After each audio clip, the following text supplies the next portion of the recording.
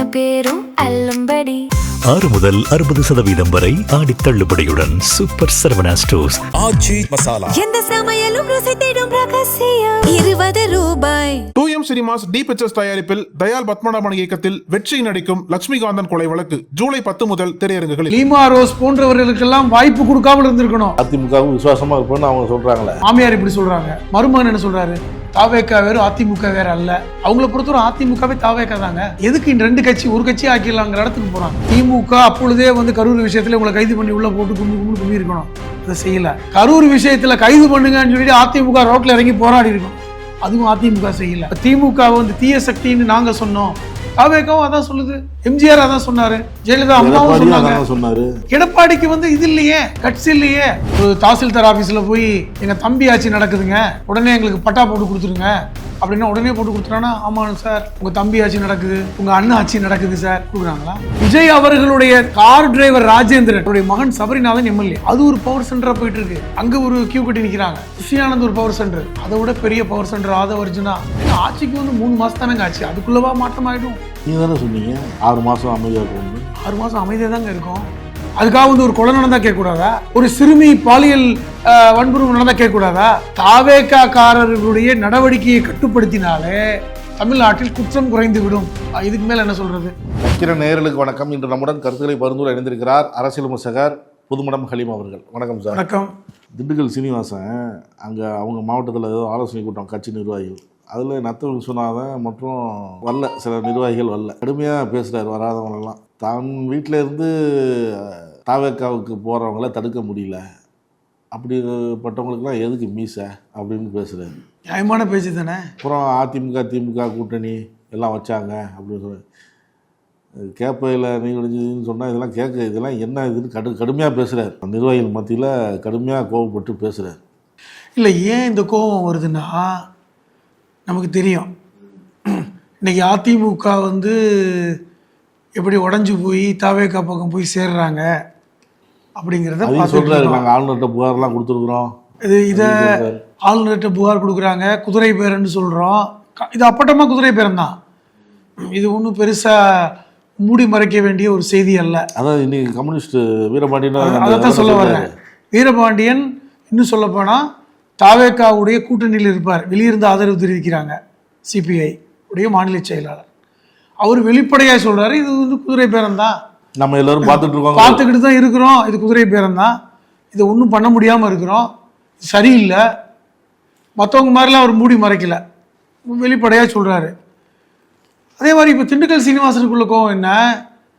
உதயகுமார் பேசினார் பார்த்தீங்களா, திராலிமலை விஜயபாஸ்கர், அவர் போனதுக்கு என்ன சொன்னார்? நீ கட்சிகளை சேரும்போது என்ன கொண்டு வந்த? இங்கே வந்தானே எல்லாம் சம்பாரிச்ச, அந்த சொத்தையெல்லாம் கட்சிக்கு எழுதி கொடுத்துட்டு போ, உனக்கு என்ன கேடு? இத்தனை வருஷம் அமைச்சராக கொடுத்தது அதிமுக தானே, இங்கே தானே நீ சம்பாரிச்ச, இதெல்லாம் நீ கட்சிக்கு எழுதி கொடுத்துட்டு போப்பா. இதுவும் கோவம் தான். இதே ஒரு கோவம் தான் இப்போ திண்டுக்கல் சீனிவாசனுக்கு வேறொரு வடிவத்தில் வருது. என்னையா பண்ணிட்டு இருக்கீங்க, மீசை இருக்காயா, உங்கள் பக்கத்தில் இருக்கலாம் போயிட்டு இருக்கான், நம்ம என்ன பண்ணிக்கிட்டு இருக்கோம் அப்படிங்கிற கோவம். இதே சிவகாசியில் இருக்கின்ற ராஜேந்திர பாலாஜிக்கு எப்படி சொல்றாரு? அவருக்கும் கோவம் தான். ஸ்டாலினுக்கு மட்டும் கோவம் வரட்டும், என்ன ஆகுதுன்னு பாருங்க. திமுக அதிமுக ஒருங்கிணைப்பாளர் ராஜேந்திர பாலாஜி யாரோ சொல்லியிருந்தாங்க. அதுதான் ஸ்டாலின், நிர்மல்குமார் தான் சொல்லியிருந்தாரு நினைக்கிறேன். இல்ல இதை வச்சு சொல்றாரு. ராஜேந்திர பாலாஜி சொன்னதை வச்சு ஸ்டாலினுக்கு கோவம் வரட்டும். எடப்பாடிக்கு கோவம் வராதா? ஏங்க எடப்பாடி கோவம் எல்லாம் அவரு நேரமா என்ன சொல்லியிருக்கணும்? தாங்க கட்சியிலேருந்து போகிறாங்க, எடப்பாடியில் வீர்குண்டு எழுந்துடணும். அதுதான் திருமாவளவன் சொல்கிறாரு. திருமாவளவன் என்ன சொல்கிறாரு? ஏங்க நாமெல்லாம் பேசிகிட்டு இருக்கிறோம், நீங்கள்லாம் சொல்கிறீங்க சரிதான், உடையவர் அவரு பேசாமல் இருக்கிறாரு, அவருக்கு கோபம் இல்லையே, அவர் வீர்குண்டு எழுலையே. அவர் எவ்வளவு துரோகத்தை தான் தாங்குவார். அவர் பல துரோகத்தை பண்ண ஒரு காலத்தில், அதே ஒரு விஷயம் விடுங்க, அது பழைய கதை. ஆனால் இவருக்கு எவ்வளவு துரோகம்? கூட இருந்த எஸ்பி வேலுமணி, தங்கமணி, அவங்களும் என்ன இருக்காங்க இருந்தாலும் எந்த மாதிரி நிலைமையில இருக்காங்க? ஆமா, இவர் பொறுப்பு நல்ல பொறுப்பை கொடுக்கணும்ல. சிவி சண்முகத்தோட அவங்களுக்கு விசுவாசமான ஆளு எடப்பாடிக்கு வேணும். அவரே இன்னைக்கு ஒரு வழி பண்ணிட்டார். அவரை விஜயபாஸ்கர் ஓபிஎஸ் முதலமைச்சராக இருந்தபோது இந்த பிரச்சனை இபிஎஸ்க்கும் ஓபிஎஸ்க்கும் பிரச்சனை ஒரு மாதிரி பிளவு ஏற்பட்ட நிலையில் இபிஎஸ் பக்கம் அப்படி கம்பீரமாக நின்றவர் தான் விஜயபாஸ்கர். என்னுடைய முக்கியமான தலகர்த்தா அப்படின்னு சொன்னார் இபிஎஸ். யார? விஜயபாஸ்கர். எல்லாரும் தான் சொன்னாங்க. ஆனால் இப்போ அவங்க செஞ்ச துரோகம்லாம் எத்தனை துரோகத்தங்க தாங்குவார்? அவருடைய பெனியனில் எத்தனை பொத்தல் தான் விழுகிறது? அதனால பேசாமல் இருக்கார். அவர் இன்னைக்கு கோவப்பட்டாலும் அவரால் முடியல, பேச முடியல. அதனாலதான் துரோகம் பண்ணிட்டாங்க. எம்எல்ஏக்கள் எடப்பாடிக்கு துரோகம் பண்றதா நீங்க சொல்றீங்க. ஏங்க எத்தனை பேருங்க? 6 பேர்லாம் இது வரைக்கும். ஒவ்வொருத்தரும் பதவியை ராஜினாமா பண்ணிட்டு எங்க போய் சேர்றாங்க? கட்சிக்காரங்கள் வேறு. ஏன் வைகை செல்வன் அவர் எம்எல்ஏ இல்லை, அவர் போய் சேர்றாரு. அதாவது எம்எல்ஏகளை தாண்டி பல கட்சி அதிமுகவில் பொறுப்பில் இருப்பவர்களும் போறாங்களே. இப்போ என்ன நோக்கம்? இப்போ பாருங்களேன், ஆதவர்ஜி நான் சொன்ன செய்தி திருப்பி ஞாபகப்படுத்தினேன். அதிமுக வேறு தாவேகா வேறு அல்ல, 2 பேருக்கும் ஒரு இலக்கு தான், 2 ஒன்று தான். அப்போ அதிமுக இங்கே மொத்தமாக சேர்றது ஒன்றும் அதிசயம் இல்லை. ஏன்னா எங்களுடைய இலக்கும் அதிமுக இலக்கும் ஒன்று தான். எங்க விஜயபாஸ்கரே மேடையில் சொன்னார, பழையன கழிதலும் புதியன புகுதலும் தான். அது பழச கழிச்சிட்டோம், இனி புதுசு தாவேகா தான். தாவேகா என்பது தான் புதிய அதிமுக.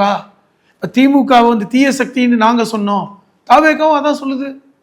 எம்ஜிஆர் அதான் சொன்னாரு, ஜெயலலிதா அம்மாவும் சொன்னாங்க. எடப்பாடிக்கு இது இல்லையே, கட்சி இல்லையே, அவருக்கு ஒன்றும் இல்லையே, கட்டி காக்க முடியலையே, வெற்றி கொடுக்க முடியலையே. எத்தனை தோல்வியை தாங்குவது? நாங்கள் 11 தோல்வியை பார்த்துட்டோம். இருக்கிறவங்கள அரவணைச்சு போகல, எல்லாரும் பிரிஞ்சு போனவங்களும் சேர்க்கணும். ஓபிஎஸ்லாம் என்னை உறுப்பினராக சேர்த்துக்குன்னாரு, அதை சேர்த்துக்கல. டிடிக்கு சேர்த்துருக்கணும், யாரையுமே சேர்த்துக்காம நான் தான் தலைவர், நான் தான் பொதுச் செயலாளர். அப்போ சரி சொல்கிறீங்க நான் தான் பொதுச் செயலாளர்னு, வெற்றி கொடுத்தீங்களா? ஆட்சியை கொடுத்தீங்களா? திருப்பி அம்மா கொடுத்த ஆட்சியை நீங்கள் மொத்தமாக கவுத்துட்டு 11 தடவை தோற்று போய் நிற்கிறோமே. அப்போ வெற்றியை கொடுக்கின்ற தாவேக்கா பக்கம் நம்ம எல்லாரும் போய் அடுத்த ஒரு வெற்றியை பெறுவோன்றாங்க. நீங்கள் வெற்றியை கொடுத்தீங்களா அப்படின்னு கேட்குறப்ப ஒவ்வொரு மாவட்ட செயலாளர்கள் ஆலோசனை இல்லாமல், அவங்களுடைய பரிந்துரை இல்லாமல் ஒவ்வொரு தொகுதியிலையும் அதிமுக வேட்பாளரை எடப்பாடி பழனிசாமி தனிப்பட்ட முறையில் நிறுத்தினாரா? அவர் என்ன சொல்கிறாங்க, அந்த பக்கத்தில் ஒவ்வொரு மாவட்ட செயலாளர் யாரை பரிந்துரைக்கிறாங்களோ அதில் ஒருத்தர் தான் நாங்கள் நிறுத்தணும். இல்லை, நான் என்ன கேட்குறேன், இப்போ நீங்கள் இப்போ மாவட்ட செயலாளர்கள் அவங்க பொறுப்பேற்றுக்க மாட்டாங்களா? தோல்வின்னொன்னே மொத்த பொறுப்பையும் எடுத்துக்கிறது எடப்பாடி பழனிசாமி மட்டும்தான். எங்க வெற்றி கிடைச்சாலும் அவருக்கு தானங்க போகும். வெற்றி எல்லாரும் கொண்டாடுறீங்க. நான் என்ன கேட்குறேன், எந்த வெற்றியும் கிடைக்கலையே. கிடைச்சிருந்தால் எல்லாரும் கொண்டாடுவீங்க. அது இயல்பு. தோல்வின்னா ஒருத்தன் தலையில கட்டிட்டு இயல்பு தானங்க. ஆனால் நீங்கள் பார்த்தா பாஜகவில் உதாரணமாக சொல்கிறேன், வெற்றி கிடைத்தால் மோடியின் வெற்றி, தோல்வி கிடைத்தால் அனைவருக்கும் தோல்வின்னு சொல்லிட்டு போகிறாங்கல்ல, அங்கே வெற்றி மட்டும் தான் கொண்டாடுவாங்க. நான் என்ன கேட்குறேன், எடப்பாடி அவர்கள் இவர்கள் கேட்டதை கொடுத்தா என்னன்னு கேட்குறேன். அரவணைச்சு போனால் என்ன?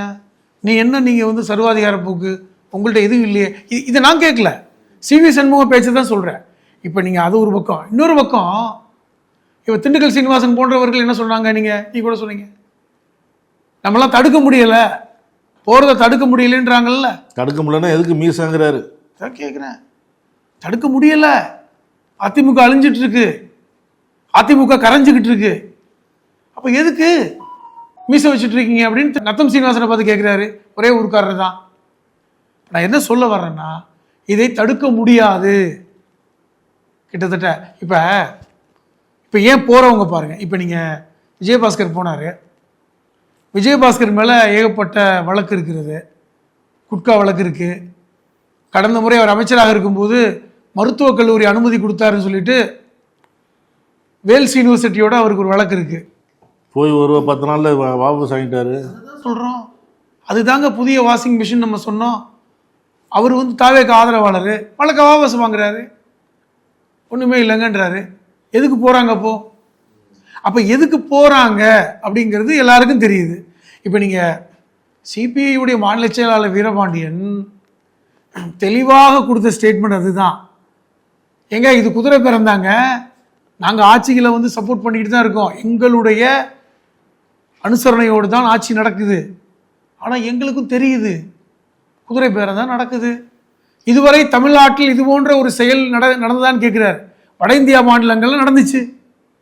வட இந்தியா மாநிலங்களில் தான் இது மாதிரி நிகழ்ச்சியை பார்த்துருக்கோம், சம்பவங்களை பார்த்துருக்கோம். அந்த சம்பவம் இப்போ இங்கே நடக்குதுங்க. என்ன காரணம் நினைக்கிறீங்க? பாருங்களேன், ஒரு தெளிவான ஒரு ஸ்டேட்மெண்ட் கொடுக்குறாங்க. இங்க பாருங்க, விஜய் அவர்களுடைய ஆட்சியை பாஜக காரங்க விமர்சிக்கிறது இல்லை. நீ கவனிச்சு பார்த்தா தெரியும். திமுக ஆட்சி என்ன பண்ணாரு, என்ன சொல்றாரு? எச் ராஜா போன்றவர்கள், நயினார் போன்றவர்கள் என்ன பேசுறாங்க? திமுக ஆட்சியை விமர்சித்த அளவிற்கு நீங்க இன்னைக்கு தவேகா விமர்சிக்கிறது இல்லை.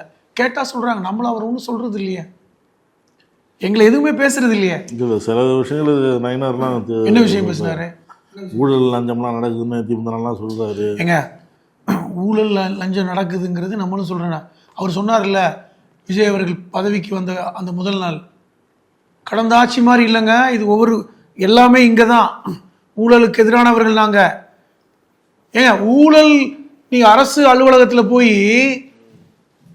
நீங்கள் சொல்லுங்க, இது என்னுடைய தம்பி ஆட்சி நடக்குது, என்னுடைய மகன் ஆட்சி நடக்குது, என்னுடைய அண்ணன் ஆட்சி நடக்குது, நாங்கள் லஞ்சம் கொடுக்க முடியாதுன்னு சொல்லுங்க அப்படின்னு சொன்னார். எவனாவது அரசாங்க அலுவலகத்தில் மதிக்கிறானா? நான் கேட்குறேன். ஒரு தாசில்தார் ஆஃபீஸில் போய் எங்கள் தம்பி ஆட்சி நடக்குதுங்க, உடனே எங்களுக்கு பட்டா போட்டு கொடுத்துருங்க அப்படின்னா உடனே போட்டு கொடுத்துட்டானா? ஆமாம் சார், உங்கள் தம்பி ஆட்சி நடக்குது, உங்கள் அண்ணன் ஆட்சி நடக்குது சார், உடனே வாங்கிருங்க, கையெழுத்து போட்டாச்சு சார், சர்டிஃபிகேட் வாங்கிக்கிங்க, கொடுக்குறாங்களா? முதக்கி இப்போ கொஞ்சம் வேலை நடக்குதுன்னு சொல்கிறாங்களே, அது என்னது? நீங்கள் போய் பாருங்க சார், நீங்கள் போய் பாருங்க, தாசில்தார் ஆஃபீஸுக்கு போய் பாருங்க, பத்திர ஆஃபீஸுக்கு போய், பத்திரப்பதிவு அலுவலகத்துக்கு போய் பாருங்க, காவல் நிலையங்களுக்கு போய் பாருங்க. ஏங்க, விஜயுடைய அமைச்சர் ஒருத்தர் போய் திருச்செந்தூர் போய் இந்த குருக்கள் 4000 ரூபாய் கேட்டார்ல, இன்னைக்கும் அவரை போக சொல்லுங்க, இன்னைக்கும் கேட்பாங்க. மாற்றம்லாம் கிடையாது. என்ன மாறியாச்சு? எதுக்குமே மாறலை. நான் என்ன கேட்குறேன், நீங்கள் பவர் சென்டரை பற்றி பேசுனீங்கல்ல, ஒரு பவர் சென்டர் தான் அது, விஜயங்கிற என்னுடைய பவர் சென்டர் தான் அப்படின்னீங்கல்ல. இன்னைக்கு எத்தனை பவர் சென்டர் தெரியுமா இருக்கு? விஜய் அவர்களுடைய கார் டிரைவர் ராஜேந்திரன், அவருடைய மகன் சபரிநாதன் எம்எல்ஏ இல்லைவா? இந்த ராஜேந்திரன் தான் ரொம்ப நீண்ட காலமாக நடிகர் விஜய்க்கு டிரைவராக இருந்தார். இன்னைக்கு முதல்வர் விஜய்க்கு அவர் தான் டிரைவர். அவருடைய மகன் சபரிநாதன், அது ஒரு பவர் சென்டராக போயிட்டு இருக்கு. அங்கே ஒரு கியூ கட்டி நிற்கிறாங்க. புஷியானந்த் ஒரு பவர் சென்டர், அதை விட பெரிய பவர் சென்டர் ஆதவ அர்ஜுனா, அவர் தான் இன்னைக்கு வந்து நிழல் முதலமைச்சர்ன்றாங்க. அவர் ஒரு தனி பவர் சென்டருங்க. ஏதோ செங்கோட்டையன் மாதிரி ஆட்கள் பாவப்பட்டு போய் இருக்காங்கன்னு வைங்க. இன்றைக்கும் நீங்கள் அந்த கிரீன்வேஸ் ரோட்டில் போனால் செங்கோட்டையன் அவர்கள் வீடு பூட்டி தான் இருக்கும், யாரும் கூட்டம்லாம் இருக்குது. பக்கத்தில் எதிர்க்கட்சி தலைவர் வீடு இருக்குது, குறிஞ்சி இல்லம், அது பாருங்கள் கூட்டம் அள்ளும். நீங்கள் மாலை 5 மணிக்கு போய் பாருங்கள், குறிஞ்சி இல்லத்தில் வந்து எதிர்க்கட்சி தலைவர் வீட்டு முன்னாடி 100கணக்கான பேர் நிற்பாங்க. பக்கத்தில் அமைச்சர் செங்கோட்டையன் அவர்கள் வீடு பூட்டி இருக்குது, யாருமே ஈக்காக்கா இருக்கு. அவர் ஒரு அப்பாவி விடுங்க, அவரை இதில் சொல்லலை. இன்னும் பலர் பவர் சென்டர்கள் இருக்காங்க. இவர்கள்லாம் யாரு? இப்போ நீ சொன்ன மாதிரி ஒரு பவர் சென்டர் அங்கே இருக்க மாதிரி இல்லையே, பலரும் இருக்காங்க. அப்போ இதெல்லாம் எப்படி தடுக்க போறீங்க? இன்னைக்கும் பாலியல் குற்றவாளிகளாக கைது செய்யப்படுவர்கள் அத்தனை பேருடைய பாக்கெட்லையும் தாவேகா கார்டு இருக்கு தெரியுமா? காவல்துறை கேளுங்க. பாலியல் குற்றம் அல்லது வந்து போதைப் பொருள் சம்பந்தமான குற்றம் கைது செய்யப்படுவர்கள் ஏங்க, இது வந்து எல்லா கட்சியிலையும் எல்லா காலகட்டத்திலையும் என்ன கேட்குறேன் இல்லை, நான் சொல்றது சொல்லிடுறேன். இப்போ எல்லா கட்சியிலையும் எல்லா காலகட்டத்திலையும் இந்த மாதிரி இருப்பாங்க. ஒரு கட்சியில உறுப்பினராக சேர்க்கும் போது பள்ளிக்கூடத்தில் ஆள் சேர்க்கிற மாதிரியோ ராணுவத்தில் ஆள் சேர்க்கிற மாதிரியோ எல்லாம் சேர்க்க முடியாது. கட்சியில வந்து சேர எல்லாத்தையும் சேர்ப்பாங்க. 1-2 இருக்கும். எல்லா கட்சியிலையும் ரவுடிகள் இருப்பாங்க, இந்த மாதிரி பிப்பாக்கெட் அடிக்கிறவன், கஞ்சா விற்கிறவன், எல்லா இதுலையும். இப்போ திமுக, அதிமுக, பாஜக கடந்த காலங்களில் நம்ம செய்திகளில் பார்த்துருக்கோம். பாலியல் குற்றங்களில் ஈடுபட்டவங்க கைது செய்யப்பட்டிருக்கிறாங்க, எல்லாம் பண்ணியிருக்காங்க. 10ல் 1 இருந்தால் பரவாயில்லைங்க, 10 பேருமே இருந்தா நான் கேட்குறது அதுதான். ஏதோ 100ல் ஒரு 5 பேர் இருக்காங்க, சரி வாய்ப்புகள் உண்டு. 100ல் 95 பேர் இருந்தாங்கன்னா ஏங்க, ஈரோட்டில் ஒருத்தரை வந்து குட்கா வழக்கில் கைது பண்ணி கடந்த ஆட்சியில் வந்து அவர் வந்து குண்டத்தடுப்பு சட்டத்தில் கைது செய்யப்பட்டார். அவர் 84 கிலோ குட்கா வச்சுருந்தாருன்னு. அவர் இன்றைக்கி விடுதலை செய்யப்பட்டிருக்காரு. காரணம், அவர் தாவேகாவோட செயற்குழு உறுப்பினராம். ஒன்று. அதே மாவட்டத்தில்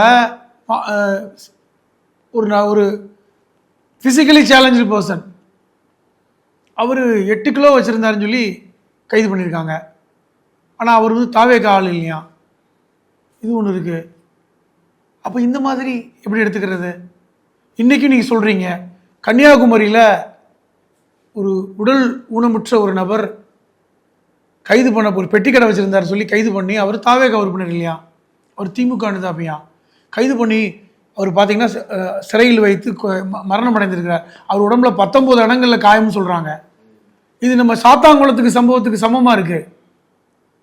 சாத்தாங்குளம் தந்தை மகன் வழக்கு இப்போ தான் நம்ம பார்த்தோம், தீர்ப்பை பார்த்தோம். அதுக்கு நிகராக ஒரு மாற்றுத்திறனாளியை வந்து இன்னைக்கு காவல்துறை வந்து கடுமையாக தாக்கியிருக்கு. இது பத்திரிகையிலையும் தொலைக்காட்சியிலையும் இன்றைக்கும் செய்தியாக வந்துட்டு இருக்கு. நான் என்ன சொல்ல வர்றேன், இந்த justice for all, equal justice அப்படிங்கிறதெல்லாம் பேசுகிறார்ல விஜய்.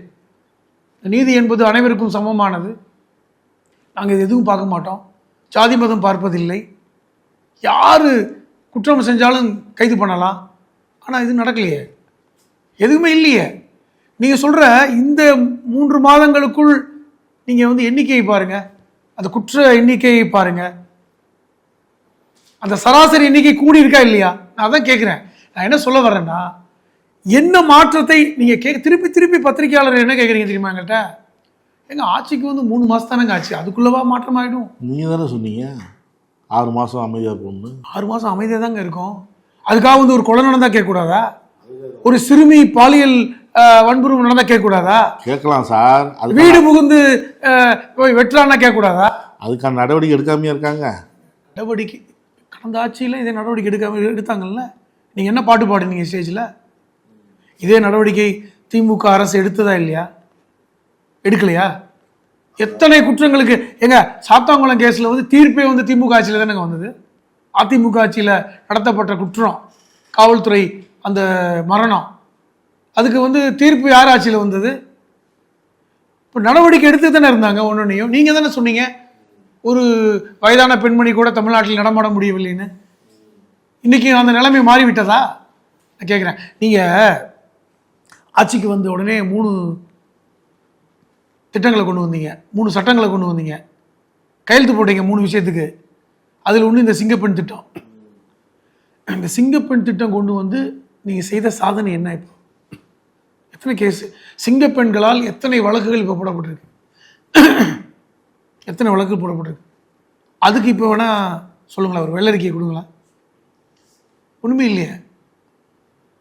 சிங்கப்பெண் திட்டத்தின் மூலமாக இத்தனை பெண்கள் வந்து இன்னைக்கு வந்து நிவாரணம் பெற்றிருக்கிறார்கள், கிரைம் ரேட் குறைஞ்சிருக்கு, அவர்களுக்குன்னு ஒரு ஸ்பெஷல் ஆக்ட் கொடுத்துருக்கோம், ஒரு தனிப்பட்ட சட்டம் கொடுத்துருக்குறோம், அதன் மூலமாக இன்னைக்கு வந்து கிரைம் ரேட்டை குறைச்சிருக்கோம், அதிகமான வழக்குகளை பதிவு பண்ணி கைது பண்ணியிருக்கோம். என்ன ஏதாவது சொல்லுங்க. பிங்க் பெட்ரோலை நீங்கள் சிங்கப்பெண்ணுன்னு மாற்றி ஒரு பெயிண்ட் அடிச்சிங்க, அதை தவிர என்ன நடந்துச்சு? அதை தவிர என்ன புதிய ஒரு சட்ட திருத்தம் கொண்டு வந்தீங்க சட்டமன்றத்தில்? இந்த கேள்வியை கேட்குறாங்கல்ல சார், எல்லாரும் கேட்குறோம்ல. அப்போ எல்லாமே வந்து சும்மா ஒரு பேரளவில் போயிட்டு இருக்கு, சொன்னது எதுவுமே நடக்கலை. அதிகார அந்த பவர் சென்டர் இன்னைக்கு 5க்கும் மேற்பட்ட இடங்களில் பவர் சென்டர் இருக்குன்றாங்க. தாவேக்காவுடைய உறுப்பினர் கார்டு வச்சாவே நீங்கள் தப்பு பண்ணலாம். நீங்கள் வந்து இன்னைக்கு சமூக விரோதிகள் அத்தனை பேருடைய பாக்கெட்லையும் தாவேக்காவுடைய கார்டு இருக்குது, முதலமைச்சருடைய ஃபோட்டோ இருக்குன்றாங்க. இதை எப்படி நீங்கள் கட்டுப்படுத்த போகிறீங்க? அதை விட ஒரு முக்கியமானது சார் நேற்று நடந்தது தெரியுமா? மதுரையில் ஒரு காவலரை தாக்கியிருக்காங்க ரோட்டில் வச்சு. சமூக விரோதி கேட்டால் அவர் தாவேக்கா உறுப்பினரா? நேற்று நானா சொல்லலை, செய்தி நேற்று வந்தது, தொலைக்காட்சியில் வந்த செய்தி. காவலர் தாக்கப்பட்டிருக்கார், ஒரு போலீஸ்காரர். நேற்று கூட நான் தொலைக்காட்சியில் இதை பற்றி பேசினேன். ஒரு காவலர் மதுரையில் தாக்கப்பட்டிருக்கிறார். காவலர்களுக்கே இன்னைக்கு பாதுகாப்பு இல்லைங்க. அப்போ இதை நீங்கள் எப்படி நீங்கள் பார்க்க போறீங்க? இப்போ இது எல்லாம் நீங்கள் பார்க்கும் பொழுது திண்டுக்கல் சீனிவாசன் சொன்னதை தான் நம்ம திருப்பி கோட் பண்ணணும். யார் எல்லாரும் மீசை வச்சு என்ன பண்ண போகிறோம்? அவர் கட்சிக்காக பேசுகிறாரு. இன்னைக்கு ஒரு பக்கம் அதிமுகவை மொத்தமாக முடிச்சு விட்டுட்டு அந்த வேலையை பண்ணுறீங்க. இன்னொரு பவர் சென்டரு, சபாநாயகருடைய பவர் சென்டர் ஒன்று இருக்கான். இப்படி பல்வேறு பவர் சென்டர்களில் இன்னைக்கு ஆட்சி போயிட்டு இருக்கு. அதிமுக எம்எல்ஏக்கள் ராஜினாமா செஞ்சது 50 கோடி வரைக்கும் வாங்கியிருக்கிறாங்க அப்படிங்கிறாரு திண்டுக்கல் சீனிவாசன். அப்போ சொல்கிறாரு, என்னடா ஊர் இது, என்ன இது ஊரா நாடா இது, என்ன இப்படி இருக்கு அப்படின்லாம் பேசியிருக்காரு. இல்லை அந்த அது நியாயமான அதிமுக ரத்தம் ஓடின உடம்பு இதெல்லாம் எப்படி இந்த மாதிரிலாம் போகிறாங்க அப்படின்னு பேசியிருக்காரு.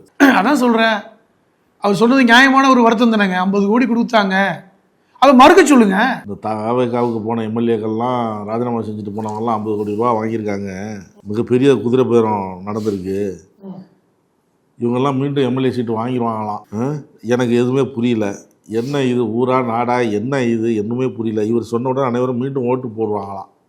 அதாவது அதிமுகவுக்கு போட்டவங்களாம் திருப்பி தாவேக்கா ஓட்டு போடுவாங்களாம். அது எப்படி நடக்கும்? எல்லாம் அதிமுக ஓடின ரத்தம் அந்த உடம்புலாம் அப்படின்லாம் பேசியிருக்காரு. பேச்சுக்கு ஒரு சுவாரஸ்யமான பேச்சு தானே ஒழிய. நான் என்ன கேட்குறேன், ஊரா வீட்டு நெய்ய பொண்டாட்டிக்கு கையை முதல்வர் விஜய் கரூருக்கு சென்று 41 பேருக்கு பணி கொடுத்துள்ளார், மகிழ்ச்சி. 800 கோடி 1000 கோடி 10,000 கோடி சம்பாதிக்கிறவர் வச்சிருக்கிறவர், அவருக்கு என்ன பிரச்சனை?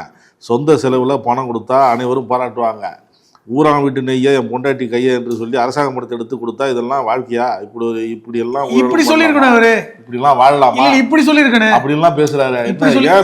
என்னாச்சு? இப்படி சொல்லியிருக்கணும், ஊரா வீட்டு நெய் எடுத்து ஸ்வீட் செய்யாதீங்க, நீங்கள் எங்கள் வீட்டு நெய்யை எடுத்து நீங்கள் ஸ்வீட் செய்யாதீங்கன்னு சொன்ன மாதிரி. ஆனால் இப்போ ஒரு வார்த்தை சொல்லியிருக்காரு பார்த்தீங்களா முதல்வர் விஜய், யாருமே இந்த ஆணைய வாரிய தலைவர்களுக்கெல்லாம் சிபாரிசு பண்ணாதீங்க, நானாக கொடுப்பேன். ஏன்னா நிறைய அமைச்சர்கள் கூட்டணி கட்சியினர்கள்லாம் சிபாரிசு பண்ணுறாங்க, இந்த ஆணையத்தை கொடுங்க, இந்த வாரியத்தை கொடுங்கன்னு பேசுனாரா? சொல்லியிருக்காரு. என்ன அர்த்தம்? அப்போ அவ்வளோ பேர் சிபாரிசு கேட்குறாங்கன்னு அர்த்தம். அதிமுகவிலேருந்து போனவங்க இப்போ அப்போ தாவேக்காவிலே இருக்கிறவங்க. அதைத்தான் சொல்கிறேன். இப்போ முதல்வருடைய பேச்சில் ஒரு விஷயத்தை என்ன புரியுதுன்னா, இதை ஒரு செய்தியாக சொல்கிறாருல்ல, யாரும் சிபாரிசுக்கு வராதிங்க, ஏகப்பட்ட சிபாரிசு வருது, நீங்கள் இது கொடுங்க, அந்த வாரியம் கொடுங்க, இந்த வாரியம் கொடுங்க அப்படின்னு. அப்போ அவ்வளோ போயிட்டுருக்கு. காரணம் நான் இப்போ சொன்னது உறுதியாயிடுச்சா?